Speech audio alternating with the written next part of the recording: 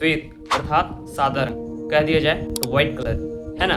बाबा गुरु घासीदास जी के विचार सादा रंग पर क्यों निर्धारित थे? आप लोग सब जानते हैं कि हमारे आस्था का प्रतीक जय स्तंभ जो कि श्वेत कलर में निर्धारित होता है, जो कि बाबा गुरु घासीदास जी ने ये कलर निर्धारित किया था। क्यों?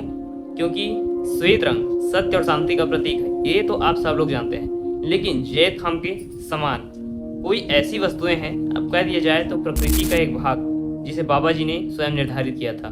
क्या आप लोग जानते हैं? चलिए बाबा गुरु घासीदास जी के विचारों को और साखी के माध्यम से आप लोगों के समक्ष रखते हैं नई जानकारियां और नई सोच।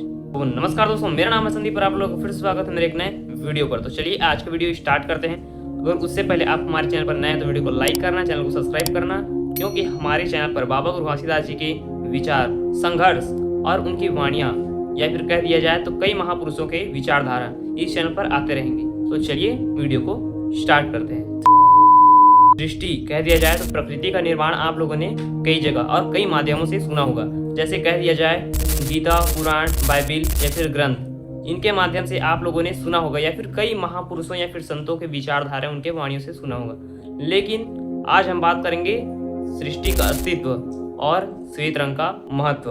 आप लोगों को श्वेत रंग का महत्व इसी बात से समझ जाना चाहिए कि बाबा गुरु घासीदास जी जो कि एक महान संत थे, उन्होंने श्वेत रंग को सर्वश्रेष्ठ कहा। और ऐसा क्यों कहा, चलिए आज की वीडियो में आपको जानने को मिलेगा। आज से लगभग 2 दिनों पहले मैं एक बहुत ही सम्माननीय संत के पास गया था, और उन्होंने जो मुझे बताया, जो समझाया, जो ज्ञान की बातें बताई, वो सीधा मेरे दिल में लगी और दिमाग में छप गई।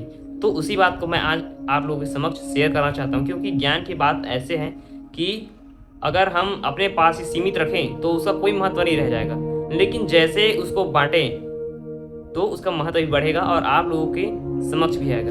सबसे पहले तो मैं आप लोगों को संत पहचानने का तरीका बताता हूँ, क्योंकि आप लोग कई, चाहे संत कहिए या फिर पंडित कहिए या फिर कई ऐसे व्यक्तियों के साथ में चर्चा करते हैं जिससे आप लोगों को गलत जानकारी प्राप्त होती है। देखिए, संत अर्थात शांत, संत और शांत शब्द एक ही लगता है, एक जैसा लगता है, लेकिन इन दोनों शब्द का बहुत बड़ा महत्व है। जैसे जो व्यक्ति शांत रहता है, जैसे शांत के आधार पर हम माने गुरु घासीदास जी हो गए, गौतम बुद्ध जी हो गए, और तमाम प्रकार के ऐसे संत हो गए या फिर महापुरुष हो गए जो शांत स्वभाव से दुनिया को समझाने का प्रयास करते हैं। जो व्यक्ति कड़क बोली में या फिर इस बात का जिक्र करते हैं कि ये सही है मतलब सही है, इस बात के आगे पीछे और कोई नहीं है ना, ये बात गलत माना जाता है। क्योंकि जो व्यक्ति शांति से, शांत स्वभाव से और सही विचारशील बातों से हमें समझाने का प्रयास करता है, एक्चुअल में वही संत होता है। और अगर कोई भी व्यक्ति या फिर किसी भी संत के सामने में आप बैठे हैं, आपको पहचानना है वो संत है या नहीं, तो देखिए उनके समक्ष कोई प्रश्न कीजिए या फिर और कोई भी विषय में चर्चा कीजिए। अगर वो शांत स्वभाव से देखते हैं और विचार करके आपका जवाब देते हैं, तो एक्चुअल में वो संत है। और किसी बात को लेकर के वो अपने तरफ खींचते हैं, ये सही है मतलब ये सही है, मैंने सुना जाना परखा ये है, तो वो एक्चुअल में संत नहीं है। अगर आप ऐसे व्यक्ति के साथ बैठे हैं तो तुरंत वहाँ से उठ जाइए, क्योंकि अल्प ज्ञान खतरनाक होता है। देखिए, मैं अपने उम्र के हिसाब से ज़्यादा बोल रहा हूँ और सही बोल रहा हूँ, क्योंकि मुझे किसी ने बताया कि ज्ञान की बातों को फैलाने के लिए और चर्चा के विषय में लाने के लिए उम्र कोई मैटर नहीं करता। तो खैर, ये तो रही बात की बात।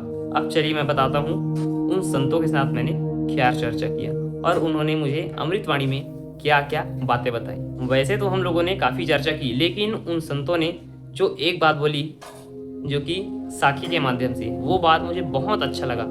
देखिए, वो साखी कुछ इस प्रकार था कि सादा चंदा सूरज बने के सादा भय संसार, और सादा रंग गुरु ला भाए कि सादा रखी हो विचार। अर्थात श्वेत रंग से पूरा सृष्टि का निर्माण हुआ है। और इस शब्दों को मैं आप लोगों को डिटेल में समझाता हूँ। यदि हम बात करें सृष्टि और प्रकृति की, तो इनका सबसे महत्वपूर्ण और अहम हिस्सा है चांद और सूरज। जी हाँ दोस्तों, सन और मून। और इनके बिना हम समय, सृष्टि और जो ये प्रकृति का निर्माण का अनुभव भी नहीं लगा सकते, अनुमान नहीं लगा सकते। देखिए, जैसे कि सादा चंदा सूरज बने कि सादा भय संसार, और सादा रंग गुरु लभाए कि सादा रखिए विचार। अजी, चांद सूरज का भी रंग तो सादा है। अब आप लोग कहेंगे कि सूर्य का रंग कैसे सादा हो सकता है, श्वेत कैसे हो सकता है, व्हाइट कैसे हो सकता है? तो यकीन मानिए, सूर्य का रंग श्वेत है। जो पढ़े लिखे हैं, जो समझदार और शिक्षित व्यक्ति हैं, वो तो समझ जाएंगे, लेकिन आप लोग भी समझदार हैं। देखिए, बाबा गुरु घासीदास जी ने बताया कि सूर्य और चांद का रंग श्वेत है, और अगर हम तारों को देखें तो उनका रंग भी श्वेत लगता है ना।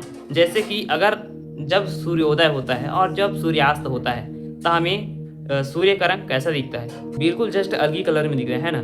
लेकिन जब आप सूर्य को देखें कब, दोपहर के समय, आप ठीक से देख नहीं पाएंगे, इतना प्रकाशवान होता है सूर्य। तो उस समय सूर्य का रंग एक्चुअल में वाइट होता है, श्वेत होता है। अगर आप लोगों को यकीन नहीं होगा तो यहाँ पर स्क्रीनशॉट देखिए गूगल का, जो कि नासा ने और अंतरिक्ष यात्रियों ने स्वयं प्रमाण दिया है कि सूर्य का रंग श्वेत है, वाइट है। और अगर आप लोग श्वेत रंग का इससे बड़ा प्रतीक माने तो कहीं देखने को नहीं मिलेगा।